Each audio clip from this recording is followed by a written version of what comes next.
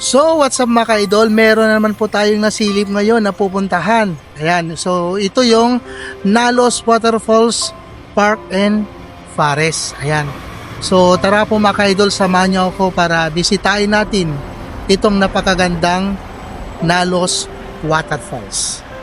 Tara, let's go!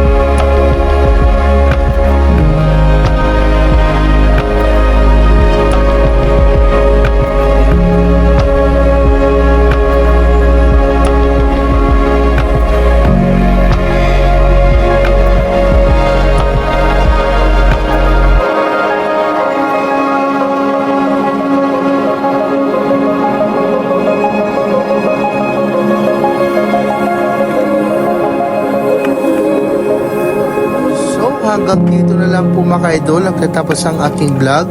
So maraming salamat po sa inyong panonood. Hanggang sa muli po. God bless.